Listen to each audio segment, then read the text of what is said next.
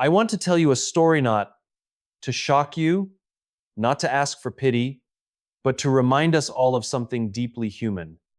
In a place most of us only hear about through headlines and statistics, I met a family who redefined for me what strength, hope, and love really mean. This Muslim family in Gaza changed my heart forever. When I first sat down with the father of the family, I had no idea what I was walking into. The air was dry, heavy with dust, and behind him, the remnants of a home now lived in memory more than structure. Yet, there was something about his posture, his eyes focused, steady, unshaken, that pulled me in. He didn't have much, but what he had, he held with dignity. And when I asked him how he wakes up every day in a place so battered, with so many reasons to give up, his answer was quiet but firm: because my children are watching. That sentence landed like a stone in my chest. Not a complaint, not a political statement, just raw, purposeful clarity. He wasn't surviving because he had no other choice. He was surviving because he had a reason to, a reason that went beyond himself, a reason that rooted itself in love, legacy, and responsibility. He explained how every day, no matter how unstable things became, he made it a point to sit with his children, ask them about their dreams, remind them to treat others with kindness. He told me, "They can destroy the walls around us, but they can't touch the values I teach my children." That was his mission. That was his why. It wasn't about fighting the world, it was about building people, even in the rubble. We often think of purpose as something tied to our career, our passions, or our goals. But in this man's world, purpose had a different face. It wasn't about ambition, it was about intention. He had stripped life down to its most essential truth. When the world feels unstable, your purpose becomes your anchor. And in that anchor, you find strength you didn't know you had. He shared a story about a night when the bombs were so close, the ground shook under them. His youngest son, barely 6 years old, cried out in fear. He said he held him close, whispered prayers into his ear, and then told him, "You are braver than this moment." He wasn't trying to lie to his son or minimize the terror. They were surrounded by it. But even in that chaos, he chose to plant seeds of resilience, not despair. That's when it hit me. Purpose isn't some distant, polished idea you discover after everything settles. It's the thing you hold on to in the middle of the storm. It's not about avoiding pain. It's about choosing what you stand for, even while you're in it. This man had no resources, no certainty, no idea what tomorrow would bring. But he had a why, and that why gave him power. It gave him patience. It gave him the ability to lead his family not just through crisis, but through character. That's what real leadership is. It's not about control, it's about conviction. It's about showing up, not just because you have to, but because someone is watching, someone is learning from how you move through adversity. What struck me most is that he never once called himself a leader, but he was leading in the most profound way possible. He was teaching his children that even in a broken world, you can choose not to break. That even when your circumstances are taken from you, your values are yours to protect. And I walked away realizing something I'll never forget. The most powerful people in this world are often the ones we never hear about. The ones who lead not with speeches, but with sacrifice. The ones who don't ask for recognition because their purpose isn't for show. It's for the people they love. And when you have a reason like that, when you know your why, you can survive anything. You can build something beautiful, even in the ruins. I didn't expect to be invited in. I was just passing by, just another face walking through a place carrying more loss than most of us can comprehend. But there she was, the mother standing outside what remained of their home, motioning for me to come closer. No words at first, just a gentle smile and an open hand. A gesture so simple, yet it felt like the world cracked open a little. They had nothing to spare, and yet they shared everything. Inside, the space was barely held together by tarps and salvaged wood, but there was warmth, not from the cold, not in that physical sense, but from something deeper, something human. They made room for me on a thin mat, poured tea into chipped glasses, and asked me about me. Not about why I was there, not where I was from, just, how are you today? That question, in that place, broke me. Because trust doesn't begin in grand gestures. It doesn't rise from declarations or promises. Trust is built in the quiet, unspoken moments. It's built when someone chooses to see you, not just your presence, not your purpose, but your personhood. They didn't know my beliefs. They didn't ask about my background. They simply opened their door, what little of it remained, and treated me like family. Not because they knew me, but because they chose to welcome me. That choice, that act of unguarded generosity, taught me more about trust than any leadership book or seminar ever could. In the West, we often talk about trust in terms of contracts, systems, structures, things that can be written, signed, sealed. But in that small space in Gaza, I learned that trust is much simpler and much harder. It's not about guarantees. It's about moments. The ones where someone chooses kindness when they have every reason not to. The father, quietly sitting beside me, offered me bread. It was fresh, clearly hard to come by, and he handed it to me without hesitation. I hesitated, not out of politeness, but because I felt unworthy. How could someone with so little offer so much? He smiled gently and said, "It's not about what we have, it's about who we are." That sentence, that single moment, true wired something inside me. We build walls around our hearts, especially when we feel like the world is too much. And sometimes those walls feel necessary. But what this family showed me is that trust isn't about waiting until things feel safe. It's about choosing to be real with each other, even when it doesn't. Every small act, sharing tea, asking a question, offering a seat, was like a brick in the foundation of trust. And these bricks weren't loud. They weren't performative. They were genuine, intentional, honest. By the time I left, I didn't just feel grateful. I felt seen. And more than that, I realized they trusted me first.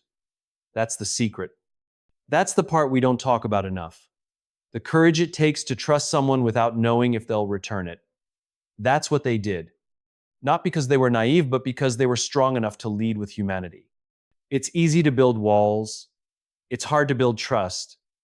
But it's the only thing that holds when everything else falls apart. And sometimes, all it takes is one small monotone cup of tea, one warm glance, one honest question to start building something unshakable between two human beings who might have otherwise passed each other by. The room was small, the kind of space where every movement feels close, every breath shared. There were no fancy seats, no polished furniture, just cushions on the floor and soft murmurs between family members. The kind of quiet where you feel more than you hear. I was sitting across from the mother, a woman whose eyes carried the weight of too many goodbyes. And yet, as she handed me a small glass of tea, she asked something that made time stop. Not out of politeness, not out of habit, but with real concern.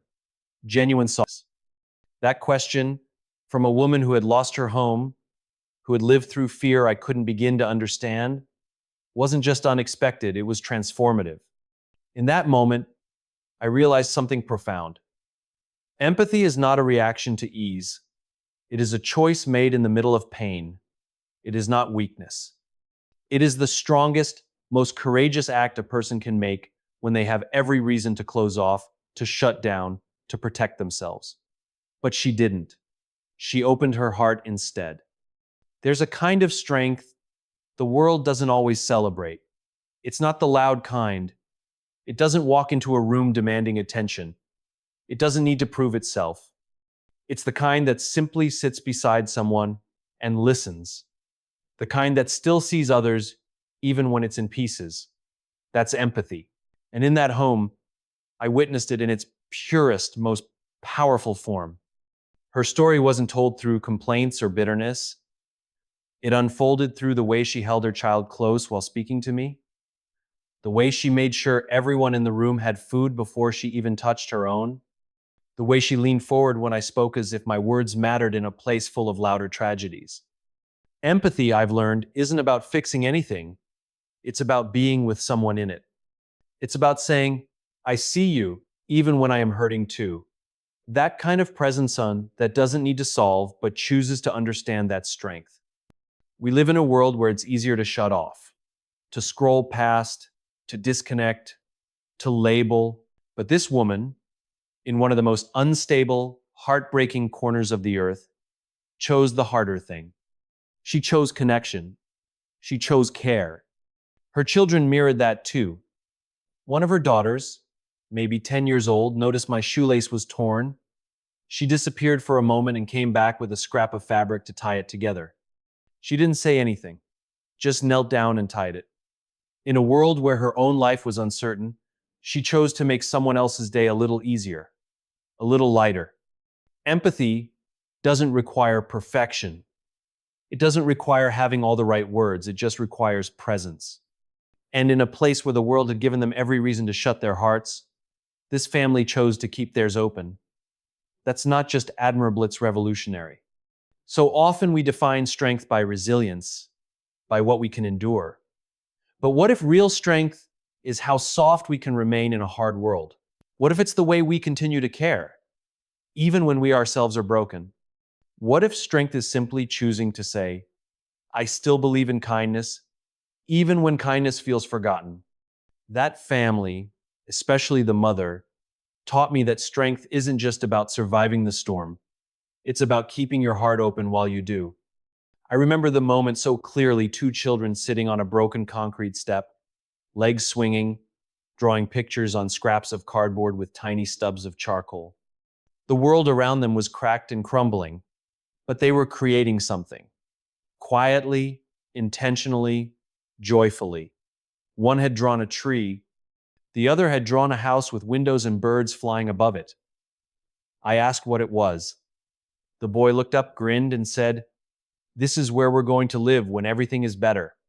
He said it like it was already true, like he could see it, feel it, believe it even when everything around him said otherwise.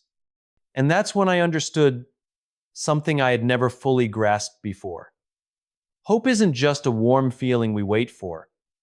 It's a decision, a deliberate, defiant choice. In Gaza, where destruction touches nearly every corner, where normalcy has been redefined 100 times over, hope isn't passive. It's not some vague wish or a naive dream. It's active. It's work. It's something people wake up and decide to carry, even when it's heavy, especially when it's heavy. This family had every reason to surrender, to despair. They had lost their home, their neighbors, their sense of safety, but they had not lost their vision. And that's what struck me most. They still talked about tomorrow. Not with bitterness, not even with desperation, but with belief. A steady, quiet belief that things could be better, that life could still stretch beyond the fences, beyond the headlines, beyond the war. The father told me, hope is how we stay alive. If we lose that, we lose everything. And I believed him, because he wasn't just talking about surviving, he was talking about living, raising his children to look past the smoke, to see a horizon beyond the rubble. He wasn't shielding them from reality, he was teaching them how to hold both truth and possibility at the same time. That's not delusion, that's courage. And the more I sat with them, the more I realized how much energy it takes to hope when the world is constantly testing you. It's not easy, it's not automatic, it's not the absence of fear or grief. It's something much deeper. Hope for them was an act of resistance, a refusal to let darkness write the end of their story. Even in the smallest things, the way the mother planted herbs in cracked plastic bottles, the way the children played games with pebbles and laughter, they were choosing hope over and over, day after telling a story, singing a song, offering a smile. It's forged in the quiet moments when no one is watching and everything hurts, but you choose to believe anyway. What I saw in that family wasn't blind optimism. It was fierce, intentional hope, the kind that doesn't deny the pain, but stands beside it and says, you don't get the final word. They taught me that hope doesn't float in on the breeze. It's built like a wall made of hands, like a bridge made of words, like a fire that needs tending. It's something we choose again and again, even when it flickers, especially when it flickers. So now, when I feel overwhelmed, when the world feels too far gone, I think of that boy and his drawing, that little house, those birds in the sky. Before I left, the father walked me to the edge of the camp. The sun was beginning to set, casting long shadows over the broken streets and tents. He didn't say much, just walked slowly, calmly, hands behind his back, as if he were guiding me through a palace rather than a place shattered by conflict. As we reached the road, he turned to me and said, "We don't know how long we'll be here, but I know what I'm building." I asked him what that meant. He looked toward his children, playing in the dust, and said, "I'm building people. That's my legacy."